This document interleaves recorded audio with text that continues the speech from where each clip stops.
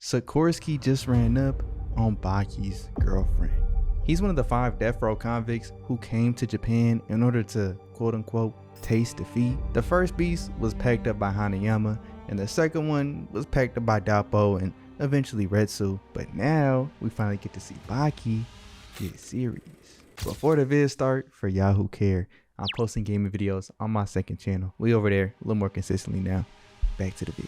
We start off with a view of Sikorsky telling Kozue that she just has to stay quiet for a minute, and they both know what's gonna happen if she doesn't. Kozue is just there, terrified, as Sikorsky tells her to close her eyes if she understands. She complies, and he finally removes his hand, allowing her to catch her breath. She just looks at him, saying that she's never met him before, but she knows that everything he's saying is true. She believes that he'd kill her and her mom at even the slightest attempt of making noise. But Kozue says there's one thing that she believes in more. Sikorsky asks if she's willing to bet her life on that, as Kozue just inhales, screaming Baki's name, but he rushes her before she can even get it out. But before he could rush her, Baki flies through the window, kicking him square in his nose as we see him completely pissed off. Sikorsky's just lying there on the ground saying that he came here all the way to Japan because he heard Baki was the strongest. But seeing him now, he sees that Baki is just a little kid. Baki kicks him in the throat and hits him in the face once again, not even letting him talk, telling Sikorsky that he crossed the line he never should have even dreamed about crossing. He headbutts him in the face with blood just flying everywhere when Sikorsky tries to retaliate, but Baki throws him out the window. Baki's just there looking down at him as Kozue calls his name, but Baki tells her to wait for him. He says that this isn't gonna take long. Baki heads down there to finish the job, but he just sees Sikorsky's empty jacket. Baki looks behind, but Kozue is gone. He rushes back through the window, seeing Kozue's mom there nearly passed out on the ground, as he's just screaming her name, wondering if she's okay, when her mom tells him that that man took Kozue. We get a view of Sikorsky already driving away in the car, laughing at what Baki had said, saying that Sikorsky had really crossed this line. He's not taking Baki seriously at all. Real quick, make sure y'all subscribe. Most of y'all are not subscribed watching this Baki series. I appreciate it. We just hit 100K. We on to 100 billion. Stepping away from that situation for a second, we get this scene of the very next day as a meeting between a bunch of these political figures and police chiefs and all type of stuff from different nations. Each of these people are from one of the countries where one of the beasts had escaped. The Japanese police chief, Sonoda, starts out by letting them know that the police force has already captured 2 of these beasts and they intend on capturing the other 3. But in their pursuit, they've already lost 6 whole officers. He pleads to these people here, telling them that nobody's putting the blame on them for allowing these beasts to escape their prisons. All he's asking is for their cooperation so that they could fix this problem together. We just get some words from the Russian leader saying that in cases like this, you gotta fight fire with fire. Calling out this other dude, one of the people from America, saying that he heard about a convict in his Arizona prison that seems like he'd be perfectly suited for this job. In order to fight fire with fire, they need a beast themselves. He gives some context on who this convict actually is, saying that he, although technically imprisoned, is allowed to do whatever the hell he wants, whenever he wants. He's barely even a convict. The only way that the prison can really keep track of him is through satellite monitoring. And just hearing about this dude, thinking about seeing him in person, you can tell this man is terrified. He's trembling and sweating all over, claiming that the police couldn't possibly request help from a convict. That's just unacceptable. But my man's over here is ashamed because they all know that this is the perfect solution. Bro is just trembling even more, saying that you don't know what he's like. You don't know that man, that monster, Oliva. As the meeting concludes, we see the American dude just walk out saying, "Lord, have mercy." And we get a view of Sonoda, the Japanese police director, landing at the airport in America in order to go and meet this man. He's picked up by the warden of the Arizona State Prison, where Oliva is held quote-unquote captive. While they're in the car, the warden just tells him that this is probably going to be real difficult to understand, but the only reason that they're coming here in the middle of the night is because Oliva ordered them to do so. The convict who was staying at their prison is ordering the warden what to do, who to bring, when to bring them. Sonoda can't even believe that Oliva knew he'd be coming out, but the warden says there's nothing that monster doesn't know. As they pull up to the prison, they go through all the regular security points to get inside, as Sonoda had the slightest inkling that this prison might be corrupt if this convict is so free and is able to do whatever he wants, but seeing all the procedures that they gotta go through, he sees that's not the case. They make their way in as Sonoda has no idea what he's getting himself into. He's walking past all of these regular prisoners that look normal so far, but once they get to this door, in which the warden puts in his key card, he tells Sonoda that Oliva ordered him to go in there alone. As he opens the door and walks in, it looks like a museum in here. It's this expensive red carpet on the ground, all of these painting and statues. They even got air conditioning inside of just this section of the prison, all for Mr. Oliva. Sonoda goes up to knock on the door, but before he even gets the chance to, Oliva tells him to come on in. As he opens up the door, Sonoda is just amazed at what he's seeing. This dude Oliva is literally built like a tank, right? He's huge. He introduces himself as he heads to the fridge and grabs some champagne, giving some to Sonoda and pulling out the cigar. We can see Oliva is just living this extremely luxurious life inside of a prison. This man is a convict the entire time. Oliva knows that upon seeing this, Sonoda gotta be confused, so he just starts breaking down the answers to the questions that he hasn't even asked yet. He knows Sonoda must be wondering why Oliva's able to do all this stuff while being a convict, while being quote-unquote imprisoned, as he explains that he has so much freedom because he's an extremely accomplished hunter. Oliva works with the police in order to capture any criminal that they want, and in return, he gets to live like this. He's confused, wondering why the police would trust a convict like this, assuming that Oliva would work with the criminals rather than with the police in the first place. But before Oliva gets to answer that,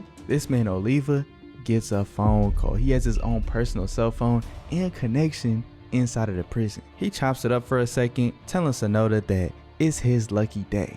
The stars are aligning. He's about to bring Sonoda on a job. They walk outside to their helicopter that's waiting for them, and they make their way over to the location, and Sonoda is still in shock. He genuinely cannot fathom what he's seeing with his own two eyes. As they make it to the site, of course, this is the perfect opportunity for Oliva to show off what he could really do. The officers on site break down the situation.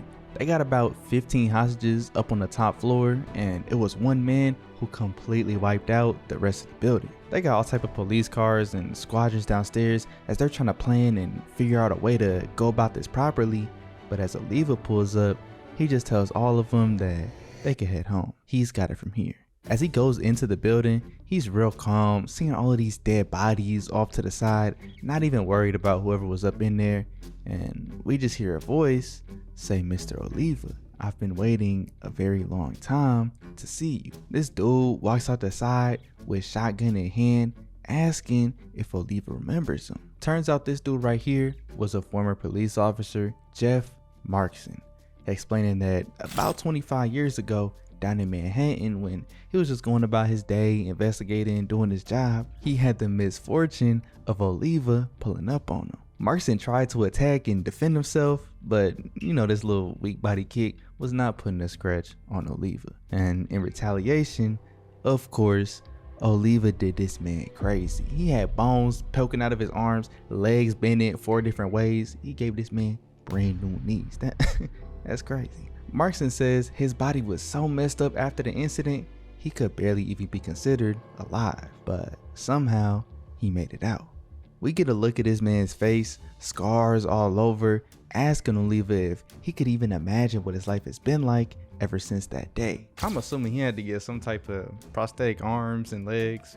I don't even know how recovery would look for something like that. Markson just says ever since that day, he's been waiting for the opportunity to meet Oliva again. And fortunately for him, today is that day. He plans on making Oliva regret the fact that he didn't kill him all those years back. But Oliva corrects him, saying that he would never regret this. Now Seeing Markson in front of him, fueled by revenge, feels like opening a wine bottle after 24 years of fine aging. He couldn't be more excited. Markson just reloads his gun, telling Oliva to take off all of his clothes right now. I don't know why this, of all things, was his command, but for some reason, Oliva complies. I guess getting butt booty naked in a situation like this was the move, so fair play, I guess. Now, both Markson and Oliva are ready to start fighting. Finally, it's time for their reunion. Markson starts off by emptying his shotgun into Oliva at point blank range. We see blood dropping all over the floor, but Oliva is barely dented. Right after taking at least 30 bullets to his bare skin, Oliva just pops out all of these bullets like it's nothing. He tells Markson like, that gun's probably a little too small, ain't it? They both know that a measly little shotgun wasn't gonna do a thing. Randomly, Markson starts raising both of his arms into the air as a sign of defeat, but we see ripping through his shirt this samurai sword ready to cut Oliva down. Though with the sword lingering right in front of his face, ready to attack him, Oliva is just amused. Markson swings with all of his might while Oliva just smoothly steps to the side, though Markson knew one strike wasn't going to be enough to end him. So he follows up with another one aimed directly at his heart, though when it landed, we just hear a thud. Obviously, Markson is shocked. That was a direct shot to his heart, but Oliva just shakes his head, explaining that his heart is covered by a metal plate. Something like this could never kill him. Honestly, Markson is starting to disappoint him. Now, it's Oliva's turn. He swiftly strikes him once in the chest, sending him flying through the window as the team outside can't believe what's going on. They end up having doctors pull up to the scene, explaining that this man was dead before he even hit the ground. That one strike from Oliva completely caved his chest in, killing him in an instant. One of the men that were on the scene originally just walks up to Oliva, thanking him for his services, as Oliva just says, anytime. If they got a job for him, just give him a call. He really just pulled up like it's a little shift he just clocked into and then left immediately like nothing even happened. Like he ain't get shot 15 times with a shotgun at point blank range and charged with the samurai. Come on, bro. The next thing that we see is back at the prison and we get a glimpse of Oliva's diet after battle. He's eating nothing but different types of meats and drinking nothing but wine. He's stacking plate after plate after plate all in one sitting, lighting a cigar afterwards in order to finish off the meal. Sonoda, throughout this entire time, I've said it time and time again, but he still cannot understand what the hell is going on. He's getting a closer look at Oliva's quote-unquote wounds, realizing that the skin is already starting to form over it.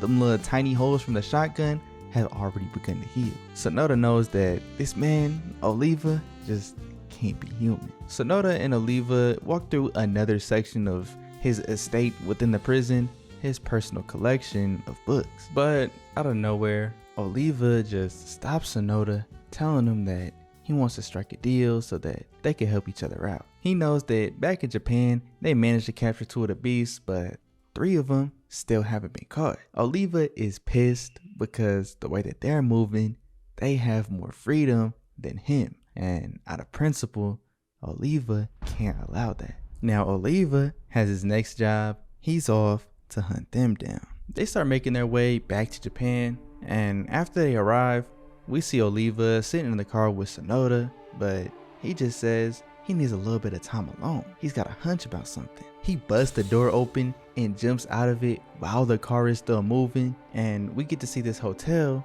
where Kozue is being held hostage. She's trying to figure out why they need to go through all of this just for him to fight Baki, but Sikorsky completely ignores her, telling this other person that right now Sikorsky is just following his orders. This is strange because I'm pretty sure all of the other beasts up to this point have worked alone. We don't get to see who Sikorsky's reporting to yet. We just get a view over somewhere else with Baki and Katsumi. Katsumi just got off the phone hearing about Kozue's location. He's shocked, telling Baki who he just heard it from, the same person who Sikorsky was reporting to, Baki's father. Over with Sikorsky, he's putting on this front that he didn't think Yujiro, Baki's dad, is all that tough. He's just a concerned father with a spineless son. But come on, bro.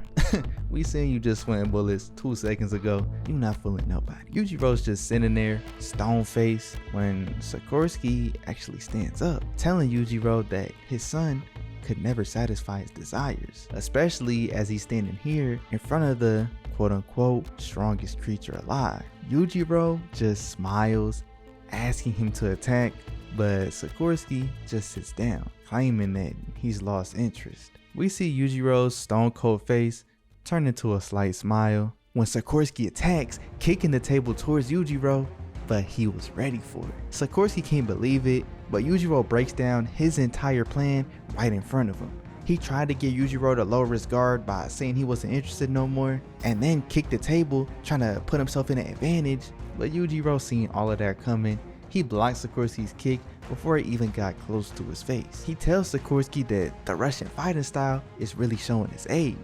It can't keep up with the times. This makes Sikorsky even more pissed, attacking in a blind rage, but from behind, Oliva grabs his arm, squeezing it, stopping him from even being able to move. He just tells Yujiro like, yo Ogre, it's been a while, man. And Yujiro calls him Mr. Unchained, saying that it took him long enough to get over here. Just assuming these two people seem real familiar with each other, this puts Oliva on a whole nother level for me. I had low-key assumed that they was gonna build up Oliva so he could get whooped on by one of these beasts, but seeing him embarrass Sikorsky like this, holding him like a little kid, we know that he's the real deal. Outside, we see cars pull up and Baki is running in, wondering what his pops has planned. Back up with Sikorsky, he gets thrown by Oliva and gives Oliva his props, saying that he's real familiar with who he is. With the title Mr. Unchained,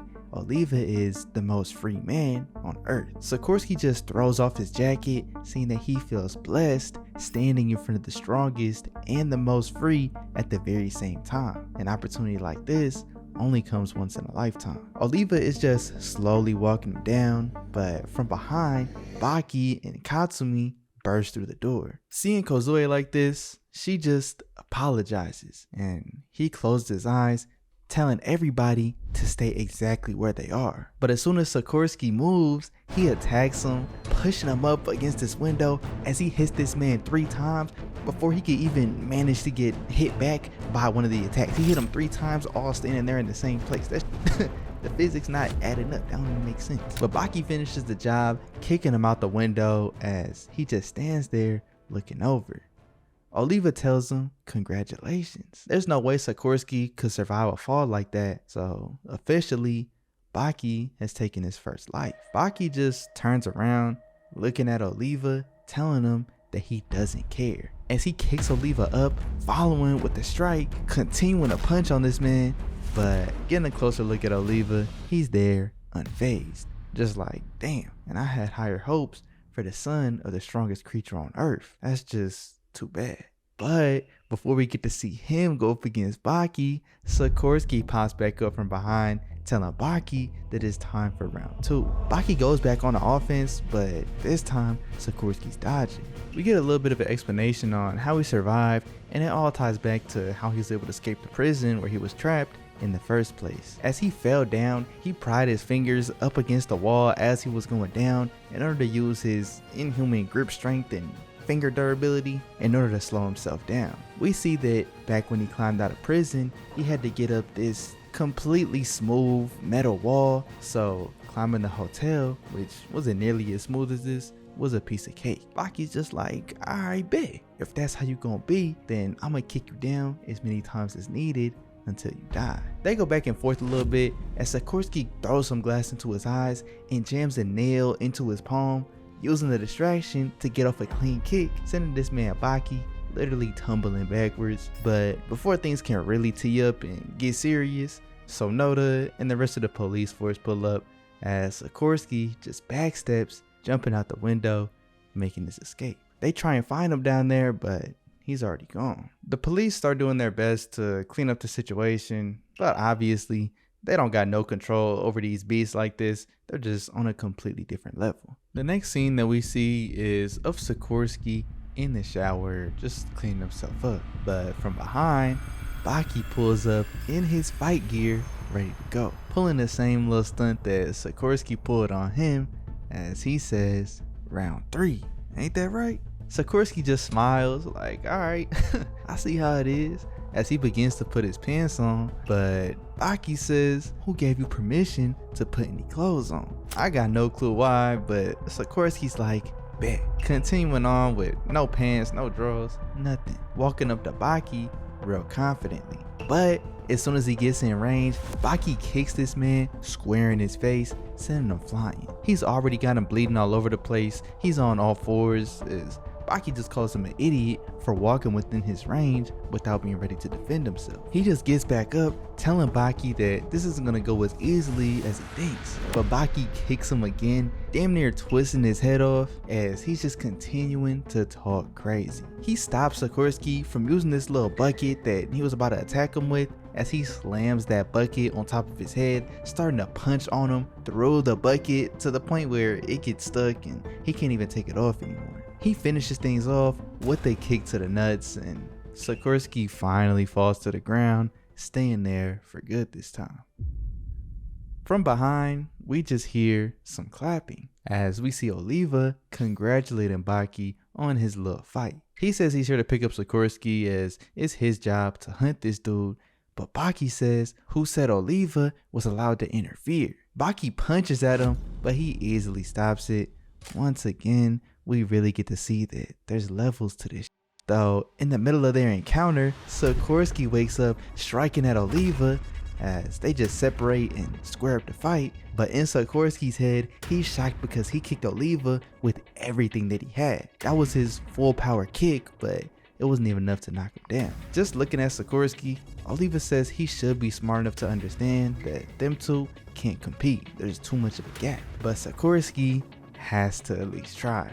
He runs up, hitting Oliva with this rush of attacks, but all he's managing to do is rip the clothes off of Oliva's chest. He's trying to cut through his skin with his little slicing technique that he likes to do, but it's having zero effect. Oliva explains that he's rubbed coarse salt all over his body, saying it's an old technique that boxers back in the day used to use in order to get tough skin so that they wouldn't get cut in the middle of matches. Oliva just lifts up his arm as now it's his turn to attack. We see this dude Sikorsky take the impact of the punch without even seeing Oliva's fist make contact. That's how fast that punch was. He gets flung out the window, getting sent straight to the ground as Oliva just smiles, saying that he's probably not going to climb back up from this one. Seeing the gap between Sikorsky and Oliva, and even realizing the gap between Baki himself and Oliva, Baki is just standing there mesmerized. Finally, we got to see Baki get serious, but honestly, it wasn't as crazy as I thought it'd be, bruh. At the end of the last video, I thought we were gonna see Baki damn near kill this man Sikorsky, and it seems like he was ready to, but in the typical nature of this show, all types of stuff goes down instead. It is crazy that they wrapped Kozuya into this, but I knew ever since they had that meeting back at the arena with Tokugawa that she would eventually get targeted. But to see it in the way that Sikorsky did, and then somehow tie it all back to Baki's father, saying that he was just following his instructions, I don't know, man. It's getting crazy. And I know there's probably a lot of context missing, but would have been answered by watching that OG series, but I'm enjoying this one nonetheless. I know this video was short, but next video should be at regular length. Expect more videos, hopefully longer than this one. We'll see y'all next time. We out.